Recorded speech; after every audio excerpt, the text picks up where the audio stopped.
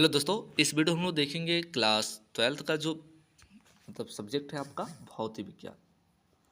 तो भौतिक विज्ञान के जो भी आपके इम्पोर्टेंट क्वेश्चन है अध्याय 1 से लगाए पूरे अध्याय 14 तक 60 इम्पोर्टेंट क्वेश्चन से जो बोर्ड पेपर में हर साल आपके क्या होते हैं, रिपीट होते हैं और इसी में से आपके क्या होंगे, क्वेश्चंस आएंगे। तो अभी तक जितने भी छात्र कुछ नहीं पढ़े हैं तो बस ये सभी क्वेश्चन आप लोग याद कर लो, आपका 70 में 70 नंबर क्या हो जाएगा, कंप्लीट हो जाएगा।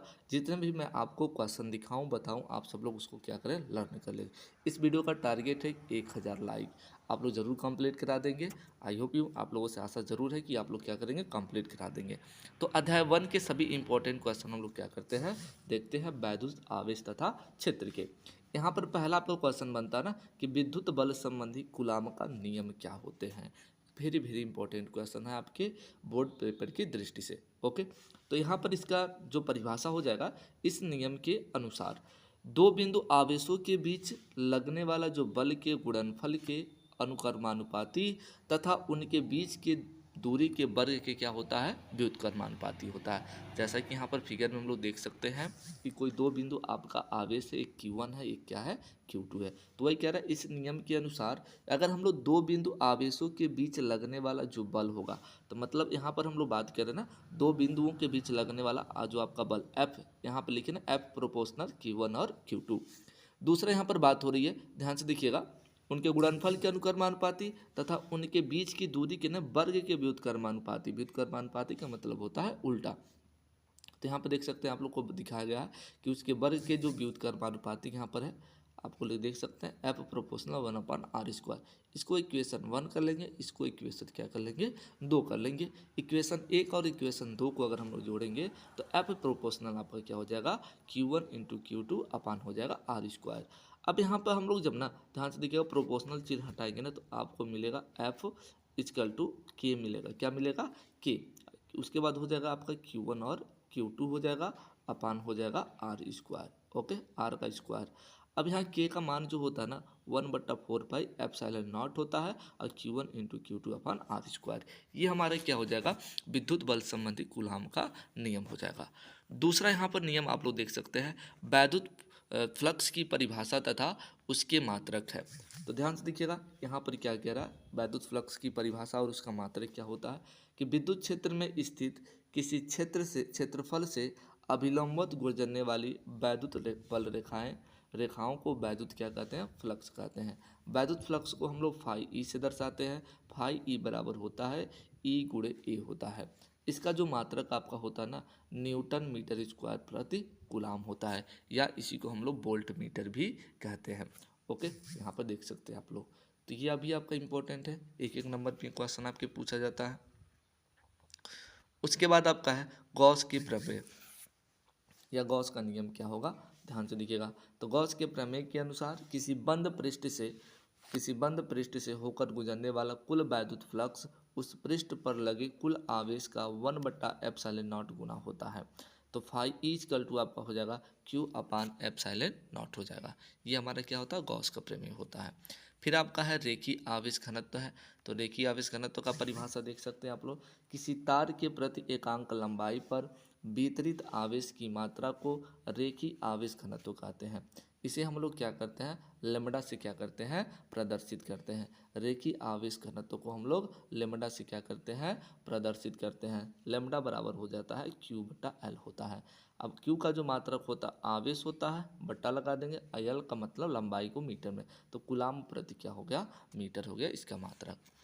उसके बाद ध्यान से देखिएगा, 5वां प्रश्न यहाँ पर देख सकते हैं। यहाँ पर आपका क्वेश्चन ऐसे पूछ देगा ना कि एक समान वैद्युत क्षेत्र में रखे द्विध्रुव पर लगने वाले बल आघूर्ण का व्यंजक प्राप्त कीजिए। तो बल आघूर्ण का जो व्यंजक आपका होता है ताऊ बराबर PE sin थीटा होता है। क्या होता है, ताऊ बराबर PE क्या होता है, sin थीटा होता है। जहाँ पर ताऊ मतलब आपका जो होता है बल आघूर्ण होता है, P जो होता है आपका वैद्युत द्विध्रुव आघूर्ण होता है, ई जो आपका होता वैद्युत क्षेत्र होता है, थीटा उसमें बना कोण होगा। ओके, नेक्स्ट क्वेश्चन हम लोग देख सकते हैं। नेक्स्ट क्वेश्चन क्या कह रहा है, यहाँ पर क्या रहा है, यदि दो आवेशित कणों के बीच की दूरी आधी कर दी जाए तो उनके बीच लगने वाला बल पर क्या प्रभाव पड़ता है।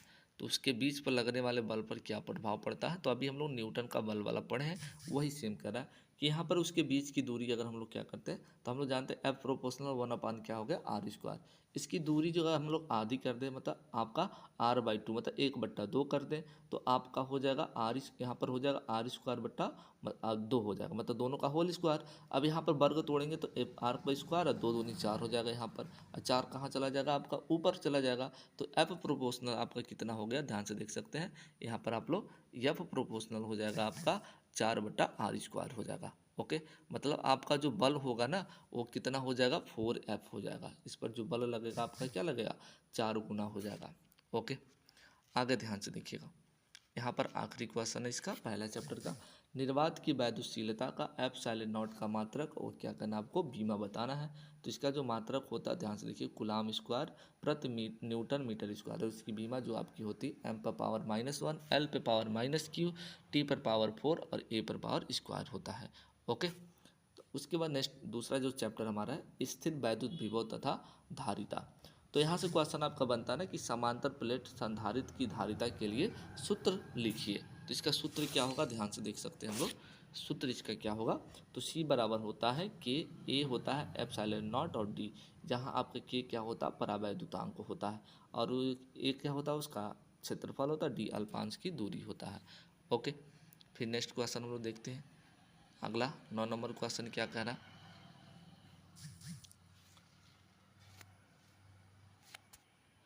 यहाँ पर देख सकते हैं कह रहे किसी समांतर प्लेट संधारित्र के परावैद्युतांक पदार्थ में भर देने पर धारिता पर क्या प्रभाव पड़ता है। तो ध्यान से देखिएगा इसकी धारिता पर क्या प्रभाव पड़ता है, तो आपका हो जाएगा सी के ए एप्सिलॉन नॉट डी, वही हो जाएगा, मतलब आपका जो धारिता होगा ना उसके परावैद्युतांक की क्या होगा अनुपाती होती है, मतलब इसकी धारिता का मान क्या होती है आपकी बढ़ जाती है। बस यही जानेंगे हम लोग। नेक्स्ट क्वेश्चन हम लोग जानते हैं 10 नंबर यहाँ पर क्वेश्चन क्या रहा है कि आवेशित जो समांतर प्लेट संधारित्र की प्लेटों के बीच की जो वैद्युत क्षेत्र की ऊर्जा का घनत्व का सूत्र लिखिए। तो ऊर्जा घनत्व का जो सूत्र होता है आपका U बराबर 1/2 एप्सिलॉन नॉट ई स्क्वायर होता है। ठीक है, ये क्वेश्चन आपका है। फिर उसके बाद आपका क्वेश्चन है परावैद्युत पदार्थ क्या होते हैं। तो परावैद्युत पदार्थ का परिभाषा देना है कि ऐसे पदार्थ जो अपने में से विद्युत धारा को क्या करते हैं प्रवाहित नहीं होने देते हैं लेकिन विद्युत प्रभाव दर्शाते हैं, उन्हीं को हम लोग क्या कहते हैं परावैद्युत पदार्थ कहते हैं। जैसे कांच, मोम, कागज और तेल, मतलब क्या रहना कि ऐसे पदार्थ जो अपने में से विद्युत धारा को प्रवाहित नहीं होने देते हैं लेकिन विद्युत प्रभाव को दर्शाते हैं, उन्हीं को क्या कहते हैं परावैद्युत कहते हैं। जैसे आपका मोम होता, मोम होगा, ठीक है, कागज हो गया, तेल हो गया आदि, ये सब चीज़ें हो गए। उसके बाद क्या रहा नेक्स्ट क्वेश्चन, विद्युत चैप्टर का आपका है तीसरा लेसन, कह रहा है कि आवेशित कण के अनुगमन वेग तथा धारा घनत्व में आपका क्या संबंध है। तो आपका जो इसका संबंध होता है ताऊ बराबर यानी E/V/D होता है। ठीक है, तो ये सिंपल से हम लोग जान लेंगे। उसके बाद क्या रहा, ध्यान से देखिएगा 13 नंबर क्वेश्चन आपका, धातु के किसी तार की लंबाई खींचकर दोगुनी कर दी जाए तो तार का नया प्रतिरोध कितना होगा। तो जो तार का नया प्रतिरोध होगा ना वो 4 गुना हो जाएगा। कितना गुना हो जाएगा, 4 गुना हो जाएगा। अगर हमारा फार्मूला होता ना एन स्क्वायर गुणे पुराना प्रतिरोध, तो मान लेते हैं ना हमारा, ध्यान से देखो एन कितना 2 गुना कर रहा है तो 2 का यहाँ पर क्या कर देंगे स्क्वायर, तो 2 दूनी हो जाएगा 4 गुना। ओके, फिर यहाँ पर क्या रहा ना गतिशीलता से किसे कहते हैं। मोस्ट इंपॉर्टेंट क्वेश्चन आपका है, मोस्ट इंपॉर्टेंट आपका क्वेश्चन है। तो यहाँ पर देख सकते हैं किसी चालक के अनुगमन वेग तथा वैद्युत क्षेत्र के अनुपात को गतिशीलता कहते हैं। ये आपका सूत्र हो जाएगा म्यू बराबर VD अपान क्या हो जाएगा E हो जाएगा।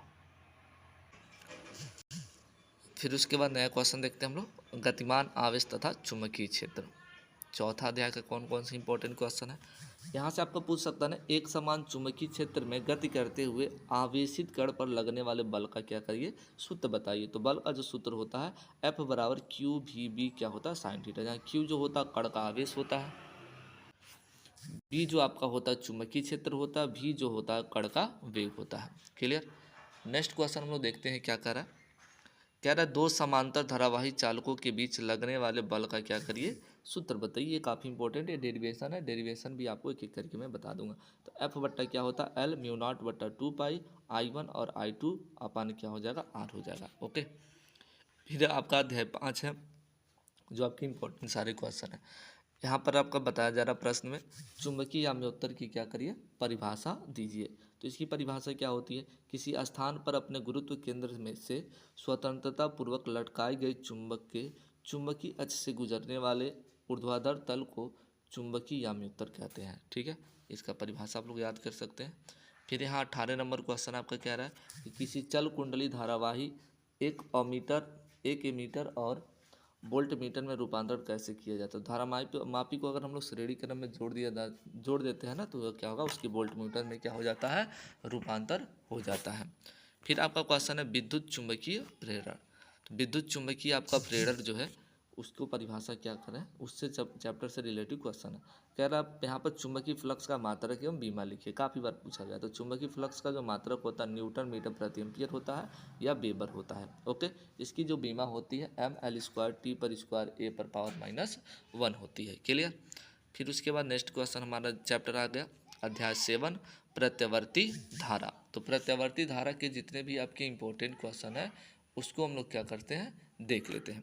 तो यहाँ पर पूछेगा ना पहला क्वेश्चन, प्रत्यावर्ती धारा के वर्ग माध्य मूल मान बताइए तथा धारा के क्या करें, शिखर मान में संबंध बताइए। ओके, तो ये क्वेश्चन है आपका, ध्यान से देख सकते हैं आप लोग। तो यहाँ पर क्या कहा जा रहा है, तो इसका जो होता IRMS मतलब अधिकतम मान, आई आपका नॉट बटा √2 होता है। I0 जो होता है शिखर का जो मान होता है, इसी को हम लोग धारा भी कहते हैं। ओके, फिर यहाँ पर ध्यान से देखिएगा, पूछ देगा क्वेश्चन LCR प्रत्यावर्ती धारा परिपथ में शक्ति गुणांक का क्या करिए, सूत्र लिखिए। तो शक्ति गुणांक का जो आपका सूत्र होता है मतलब उसी को हम लोग प्रतिबाधा भी कहते हैं, ये भी जान लीजिएगा। cos फाई बराबर हो जाएगा R/√R², प्रतिरोध होता है, XL स्वप्रेरकत्व और XC जो होता है संधारित्र होता है। यहाँ पर R² जो होता है ना, इसको हम लोग प्रतिरोध कहते हैं। XL जो यहाँ पर लिखा है इसको हम लोग क्या कहते हैं, स्वप्रेरक कहते हैं। क्या कहते हैं, स्वप्रेरण।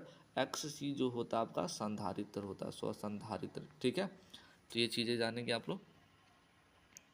और ये प्रतिबाधा का सूत्र होता है, ये आपका टोटल हो गया। फिर यहाँ पर पूछ देगा ना, ये भी काफ़ी इंपॉर्टेंट क्वेश्चन है आपका, अनुनाद की स्थिति में श्रेणीबद्ध LCR परिपथ की प्रतिबाधा का मान क्या होगा। तो यहाँ पर जो Z होता है ना प्रतिबाधा, वो प्रतिरोध के क्या होती है, बराबर होती है। ओके, नेक्स्ट क्वेश्चन में देखेंगे नेक्स्ट चैप्टर वैद्युत चुंबकीय तरंग, अध्याय 8 जो है वैद्युत चुंबकीय तरंग। तो वैद्युत चुंबकीय तरंग के सारे इंपॉर्टेंट क्वेश्चन देखेंगे। पहला यहाँ पर क्वेश्चन पूछेगा वैद्युत चुंबकीय तरंगों को क्या करिए, गुण लिखिए। तो वैद्युत 2 गुण लिखिए। तो 2 गुण आपका, ये प्रकाश की चाल से क्या होती है, चलती है या अनुप्रस्थ तरंगे होती है, सिंपल सा आप लिख सकते हैं। फिर यहाँ पर ना एक सवाल छोटा सा है, ध्यान से देखिएगा। कह रहा है एक एंगस्ट्रॉन तरंगदैर्ध्य वाली एक्स किरण की आवृत्ति कितनी होगी। तो हमें पता है कि इसका लेमडा जो दे चुका है, कितना दे रखा, 1 एंगस्ट्रॉन। तो 1 एंगस्ट्रॉन बराबर हमारा होता है 10⁻⁻10 मीटर होता है। इसकी आवृत्ति पूछ रहा, म्यू पूछ रहा है, ठीक है ना। तो म्यू बराबर आपका C/, क्या होता है, भी होता है। तो म्यू आपका हो गया, और C जो होता है प्रकाश की चाल होती है, प्रकाश की चाल का मान जो होता है 3 × 10⁻, कितना हो गया, 8 हो गया। और लेमडा का मान 10⁻10 हो गया। ओके, तो 3 हो जाएगा, ये ऊपर जाकर जुड़ जाएगा, 10 और 8 हो जाएगा 18। तो म्यू का जो मान हो जाएगा 3 × 10⁻18 हर्ट्ज हो जाएगा। ओके, फिर यहाँ पर देख सकते हैं, फिर यहाँ पर एक प्रश्न दिया ना कि रेडियो तरंगे, एक्स किरणों, गामा किरणें एवं सूक्ष्म तरंगों को उनके तरंगदैर्ध्य के घटते क्रम में लिखिए। तो सबसे छोटा उसमें आपका ध्यान से घटते क्रम में लिखिए, मतलब सबसे बड़ा आपका सूक्ष्म तरंग एक्स किरणें, गामा किरणें आपका रेडियो तरंग, ये इसका घटते क्रम में है। फिर नेक्स्ट चैप्टर हम लोग देखेंगे अध्याय 9 जो आपका है। 9 के कौन कौन से चैप्टर के इंपॉर्टेंट क्वेश्चन है। यहाँ पर पूछेगा आपका किसी पतले प्रिज्म द्वारा उत्पन्न विचलन कोण के क्या बताइए, सूत्र लिखिए। तो विचलन कोण का सूत्र होता है डेलियम बराबर n-a होता है। n जो होता डेलियम जो होता है विचलन कोण, a जो होता है प्रिज्म कोण, n जो होता है अपवर्तनांक होता है। फिर यहाँ पर देखिएगा एक सवाल दिया, सवाल आप लोग लगा सकते हैं। फिर यहाँ पर देखिएगा अवतल लेंस के द्वितीयक फोकस की परिभाषा पूछेगा, जो काफ़ी इंपॉर्टेंट है। तो मुख्य अक्ष के समांतर चलने वाली प्रकाश की किरणें अपवर्तन के बाद मुख्य अक्ष के जिस बिंदु पर मिलती है या मिलती हुई प्रतीत होती है, उस बिंदु को हम लोग क्या कहते हैं, द्वितीयक फोकस कहते हैं। सिंपल सा परिभाषा है, याद कर सकते हैं। तो यहाँ पर अगर पूछ देगा ना प्रिज्म कोण का सूत्र क्या होता है, अपवर्तनांक का सूत्र क्या होगा, अपवर्तनांक किसी प्रिज्म के पदार्थ का अपवर्तनांक का सूत्र, तो n बराबर आपका होता है sin a + डेलियम/2 sin a/2। n जो होता है अपवर्तनांक, डेलियम विचलन कोण होता है, न्यूनतम विचलन कोण, और ये जो होता है आपका प्रिज्म कोण होता है। उसके बाद ये तो काफ़ी इंपॉर्टेंट आपका क्वेश्चन है, पूर्ण आंतरिक परावर्तन की क्या लिखिए, शर्तें लिखिए। काफ़ी इंपॉर्टेंट है, वेरी वेरी इंपॉर्टेंट है 2025 की बोर्ड पेपर की दृष्टि से। तो यहाँ पर क्या आएगा, पूर्ण आंतरिक परावर्तन के क्वेश्चन। पूर्ण आंतरिक परावर्तन की शर्तें निम्नलिखित। पहला, प्रकाश सघन माध्यम से हमेशा क्या होती है, विरल माध्यम में जा रहा हो। दूसरा, इसकी शर्त क्या हो, आपतन कोण का मान क्रांति कोण के मान से क्या हो, बड़ा हो। सिंपल सा है। फिर आपका पूछ देगा ना कि परावर्तित दूरदर्शी की दो विशेषताएं लिखिए। तो इसके द्वारा जो प्रतिबिंब होता है अधिक क्या होता है, चमकीला बनता है। इससे बने प्रतिबिंब में वर्ण जो विपथन होता है वो दोष नहीं होता है। ठीक है। फिर यहाँ पर नेत्र की समंजन क्षमता से क्या तात्पर्य है। तो नेत्र की समंजन क्षमता क्या होती है, नेत्र द्वारा नेत्र लेंस की जो फोकस दूरी को क्या करती है, कम या अधिक करने की क्षमता को नेत्र की हम लोग क्या कहते हैं, समंजन क्षमता कहते हैं। फिर ये सवाल है, सवाल आप लोग लगा लेंगे, देख लीजिएगा सवाल। ओके। फिर यहाँ पर क्या रहा कि सूक्ष्मदर्शी की विभेदन क्षमता को कैसे बढ़ाया जा सकता है। तो छोटी तरंगदैर्घ्य का प्रकाश प्रयोग करके हम लोग क्या करते हैं, सूक्ष्मदर्शी की विभेदन क्षमता को बढ़ा सकते हैं। छोटे तरंगदैर्घ्य का प्रकाश का हम लोग प्रयोग करके उसकी विभेदन क्षमता को हम लोग क्या कर सकते हैं, बढ़ा सकते हैं। अध्याय 10 आपका हो गया तरंग प्रकाशिकी। तो तरंग प्रकाशिकी का जो इंपॉर्टेंट क्वेश्चन है क्या है, सबसे पहले पूछेगा फ्रिंज की चौड़ाई के लिए सूत्र लिखिए। तो आपका फ्रिंज की चौड़ाई का जो सूत्र होगा W बराबर लेमडा डी अपान डी होता है, जहाँ W जो होता है फ्रिंज की चौड़ाई होता है, लेमडा जो होता है तरंगदैर्घ्य, डी जो होता है पर्दे के बीच की दूरी, और डी जो होता है छिद्र प्रकाश की क्या होता है, चौड़ाई होता है। फिर यहाँ पर प्रश्न आपका दे रखा है कि उन दो घटनाओं का उल्लेख कीजिए जिनसे प्रकाश के तरंग रूप में क्या होती है, पुष्टि होती है। तो प्रकाश का व्यतिकरण और ध्रुवण होता है। फिर ये प्रश्न आप लोग कर सकते हो, आराम से पढ़ लो इसको। करें विवर्तन प्राप्त करने के लिए रेखा छिद्र की चौड़ाई लगभग कितनी होनी चाहिए। तो ये देख सकते हैं आप लोग। फिर उसके बाद विकिरण से संबंधित क्वेश्चन है। आइंस्टीन का प्रकाश विद्युत समीकरण आपको हम लोग लिख सकते हैं, ई के बराबर एच बी माइनस ओमेगा, या इसको इतना इतना हम लोग लिख सकते हैं। अब यहाँ पर ये देख लीजिएगा दे ब्रॉगली सिद्धांत से आप क्या तात्पर्य है, काफ़ी इंपॉर्टेंट है। ओके। तो दे ब्रॉगली सिद्धांत के अनुसार क्या बताएंगे, गतिमान कण तरंगों की भांति क्या होते हैं, व्यवहार कर सकते हैं। फिर उसके बाद है दे ब्रॉगली तरंगदैर्घ्य के लिए सूत्र बताइए। ये है आपका एक फोटान की ऊर्जा आप कितना है। तो सवाल आप लोग लगा सकते हैं, काफ़ी इंपॉर्टेंट है, बोर्ड पेपर में काफ़ी बार पूछा गया है। ओके। अब यहाँ से अध्याय 12 जो है परमाणु है। परमाणु से कौन कौन से आपके क्वेश्चन पूछेंगे। तो हाइड्रोजन परमाणु के लिए कोणीय संवेग का सूत्र लिखिए। तो MbRNH/2 पाई होता है, या इतना आप लोग कह सकते हैं। ओके। फिर यहाँ पर देखिए वेरी वेरी इंपॉर्टेंट है, ये कई बार आपका मोस्ट इंपॉर्टेंट क्वेश्चन है, पूछा गया है। तो हाइड्रोजन स्पेक्ट्रम की उस श्रेणी का नाम लिखिए जिसकी रेखाएं दृश्य भाग में पड़ती हैं। तो दृश्य भाग में कौन कौन सी रेखाएं पड़ती हैं उसी को बताना है। तो जो आपकी लाइमर होता है, लाइमर में जो आपका पराबैंगनी भाग पड़ता है, बामर में जो होता है आपके दृश्य भाग आते हैं। तो किस में पड़ता है, बामर में। आपका आंसर जो हो जाएगा बामर श्रेणी हो जाएगा। लेकिन और आपको बता दें, मान लीजिए आपके पूछ दे पराबैंगनी भाग किस में पड़ती है और रक्त भाग किस में पड़ती है, ऐसे पूछ देगा। तो हम लोग कौन कौन सा बताएंगे। तो पाषाण में जो होता है अवरक्त भाग होता है, ब्रैकेट में आपका अवरक्त भाग होता है, फुंड में जो होता है अवरक्त भाग होता है। ओके। फिर यहाँ पर हाइड्रोजन के लिए स्पेक्ट्रम का तरंगदैर्घ्य का सूत्र पूछ रहा है रेडबर्ग नियतांक के पदों में। तो यहाँ पर देख सकते हैं आप लोग। फिर यहाँ पर हाइड्रोजन परमाणु के यानवे ऊर्जा में क्या करना है, कितनी होगी, तो ये आपका फार्मूला। फिर उसके बाद अध्याय आपके 13 हो गए इंपॉर्टेंट क्वेश्चन।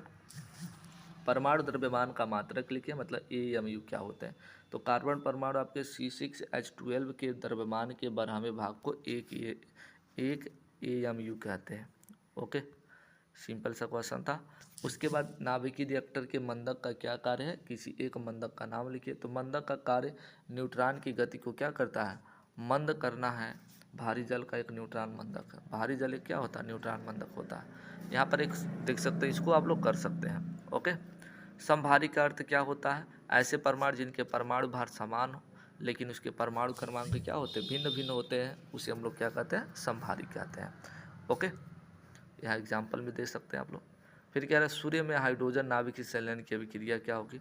तो सूर्य में जो आपका होगा नाभिकीय संलयन, यहाँ पर देख सकते हैं 1sp1 आपका एक जुड़ेगा तो 2H पे कितना हो जाएगा, 2He पर कितना हो जाएगा, हीलियम का परमाणु भार कितना हो जाएगा, 4, और इसमें से ऊर्जा निकलता है।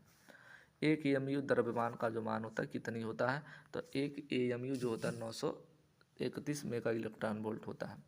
नाभिकीय रिएक्टर में कौन सी घटना घटती है, तो नाभिकीय रिएक्टर में आपके नाभिकीय विखंडन की क्या होती है, घटना घटती है। उसके बाद आखिरी चैप्टर है अर्धचालक और संधि डायोड। तो यहाँ पर देखिएगा, यहाँ से कौन कौन से क्वेश्चन आपके बन जाएंगे। पी प्रकार के अर्धचालक बनाने के लिए इनमें से कौन सी अपद्रव्य मिलाए जाते हैं। तो देखिएगा, शुद्ध सिलिकॉन में 3 संयोजकता वाले तत्वों को मिलाने पर पी प्रकार का क्या होता है, अर्धचालक बनता है। ओके, फिर कह रहा है एन प्रकार के अर्धचालकों को कैसे बढ़ाया जाता है। तो शुद्ध सिलिकॉन में 5 संयोजकता वाले तत्व को मिलाने से। फिर यहाँ पर देख लीजिएगा, यहाँ पर पूछ रहा था बी के भी तुल्य प्रतिरोध ज्ञात करना, तो ज्ञात कर लेंगे आप लोग। शंट डायोड में अवक्षय परत से क्या तात्पर्य है। तो इसका परिभाषा आप लोग देख सकते हैं, आराम से कर लीजिए। और ये क्वेश्चन है और ये तो टोटल ये आपके हो गए 60 क्वेश्चन इंपॉर्टेंट। और किस टॉपिक पे आपको वीडियो चाहिए ये भी आप लोग क्या करते रहेंगे, कमेंट बॉक्स में बताते रहिए। तो चलिए हम लोग पुनः मिलते हैं नेक्स्ट वीडियो में।